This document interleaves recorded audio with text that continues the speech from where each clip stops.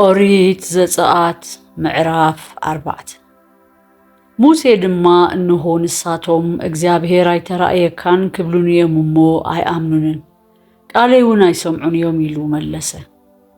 እግዚአብሔር ድማ እዛ አብ ኢድካ ዘላንታያ በሎ ንሱ ኸአ በትሪ በለ። ንሱ ድማ ናብ ምድሪ ደርብያ በለ። ናብ ምድሪ ደርበያ ተመንከ ኾነት። ሙሴ ድማ ካብ ቅድሚኡ ሃደመ። እግዚአብሔር ከአን ሙሴ ኢድካ ዘርግሕ እሞ በዓለልዩ ሓዞ በሎ። ኢዱ ዘርጊሑን ሓዞ አብ ኢዱ ኸአ በትሪ ኾነ። እዚ እግዚአብሔር አምላኽ አቦታቶም አምላኽ አብርሃም አምላኽ ይስሐቅ አምላኽ ያዕቆብ ከም ተራእየካ ምእንቲ ከአምኑ እዩ። እግዚአብሔር ድማ ወሲኹ ኢድካ ናብ ትሽትሽ ከአቱ በሎ። ናብ ትሽትሹ ከአ አተዋ። ምስ አውፅአ ድማ እነሃ ኢዱ ብለምፅ ኸምበረድ ጻዕድያ ነበረት። ኢድካ ናብ ትሽትሽ ከአቱ ከአ በለ። ኢዱ ናብ ትሽትሹ አተወ። ካብ ትሽትሹ ምስ አውፅአ ድማ እነሃ መሊሳ ከምቲ ካልእ ስግኡ ኾነት። ክኸውን ድማዩ እንተዘይኣመኑኻ ንቃልእቲ ቀዳማይ ትእምርቲ እንተዘይሰምዑ ንቃልእቲ ዳሕራይ ትእምርቲ ከኣምኑ እዮም። ክኸውን ከኣዩ ነዚ ክልተ ትእምርቲ እዚ እንተዘይኣመኑ ንቃልካውን እንተዘይሰምዑ ካብቲ ርባ ማይ ውሰድ እሞ ናብቲ ንቁፅ ከዓዎ። እቲ ካብ ርባ ዝወሰድካዮ ማይ ከዓ ኣብቲ ንቁፅ ምድሪ ደም ክኸውን እዩ። ሙሴ ድማ ንእግዚአብሔር ኣየ ጎይታይ ኣነ ኣፈይወታ ልሳነይ ኮርታዕ እሞ ትማሊ ኾነ ቅድሚ ትማሊ ኾነ ሕጂ ንባርያኻ ምስ ተዛረብካንውን ኣነ ተዛራቢ ሰብ ኣይኮንኩን በለ። እግዚአብሔር ድማ ንሰብ ኣፍ ዝገበረሉ መን እዩ?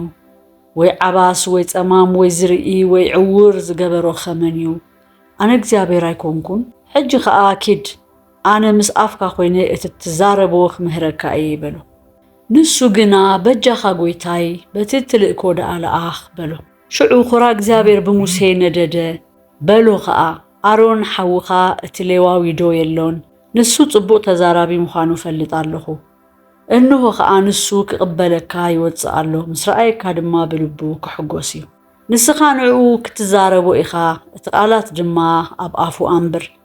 ኣነ ኸኣ ምስ ኣፍካን ምስ ኣፉን ኮይነ እቲ ትገብርዎ ክምህረኩም እየ። ክኸውን ከኣዩ ንሱ ኣፍ ይኾነካ፣ ንስኻ ድማ ከም ኣምላኽ ትኾኖ። ንሱ ኣብ ክንዳኻ ንህዝቢ ይዛረብ። ነዛ በትሪ እዚኣ ኸኣ እቲ ትእምርትታት ክትገብረላ ኣብ ኢድካ ውሰዳ። ሙሴ ኸደ ናብ ሓሙኡ የትሮ ተመሊሱ ኸኣ ናብቶም ኣብ ግብፂ ዘለዉ ኣሕዋተይ ተመሊሰ ገና ብሂወት እንተኣልዮም ዳኣ ክርኢ ክኸይድ በሎ። የትሮ ኸኣ ንሙሴ ብሰላም ኪድ በሎ። እግዚአብሔር ድማ ንሙሴ ኣብ ሚድያን እቶም ንነፍስኻ ዝደልይዋ ዝነበሩ ሰባት ኩሎም ሞይቶም እዮም እሞ ኪድ ናብ ግብፂ ተመለስ በሎ። ሙሴ ኸኣ ሰበይቱን ደቁን ወሲዱ ኣብ ኣድጊ ኣወጢሕዎም ናብ ምድሪ ግብፂ ተመለሰ። ሙሴ ድማ ነታ በትሪ ኣምላኽ ኣብ ኢዱ ወሰዳ። እግዚአብሔር ድማ ንሙሴ በሎ ናብ ግብፂ ክትምለስ ኢልካ ክትከይድ ከለኻ ነተን ክትገብረን ኣብ ኢድካ ዝሃብኩኻ ኩለን ተኣምራት ኣብ ቅድሚ ፈርዖን ክትገብረን ተጠንቀቕ። ኣነ ግና ልቡ ኸጽንዖየ ንሱ ኸኣ ነቲ ህዝቢ ኣይሓድጎን። ንፈርዖን ድማ ክትብሎ ኢኻ እግዚአብሔር ከምዚ ይብል እስራኤል በኽሪ ወደይ እሞ ንወደይ ከገልግለኒ ይኺድ ሕደጎ ኢለካ ነበርኩ። ግናኸ ምሕዳጉ ኣቢኻ እንሆ ኣነ ንበኽሪ ወድኻ ክቐትል እየ። ኮነ ድማ ሙሴ ኣብ መገዲ ኣብ ሓደ ምሕደር ኸሎ እግዚአብሔር ተራኸቦ ክቐትሎውን ደልየ።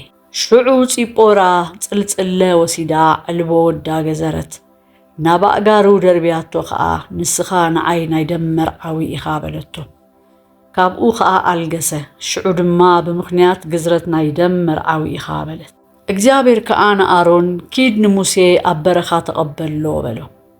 ከይዱ ድማ ኣብ ከረን ኣምላኽ ተጓነፎ ሰዓሙ ኸኣ። ሙሴ ድማ እቲ እግዚአብሔር ብእኡ ዝለኣኹ ኩሉ ቃልን እቲ ዝኣዘዙ ኩሉ ትእምርትታትን ንኣሮን ነገሮ። ሙሴን ኣሮንን ከኣ ኸይዶም ንኹሎም ዓበይቲ ደቂ እስራኤል ኣከቡ። ኣሮን ድማ እቲ እግዚአብሔር ንሙሴ ተዛረበ ኩሉ ነገር ኣዛረቦም። እቲ ትእምርትታት ከኣ ኣብ ቅድሚ እቲ ህዝቢ ገበሮ። እቲ ህዝቢ ድማ ኣመነ። እግዚአብሔር ንደቂ እስራኤል ከም ዝበጽሖም ጸበባኦም እውን ከም ዝረኣየ ምስ ሰምዑ ፍግም ኢሎም ሰገዱ።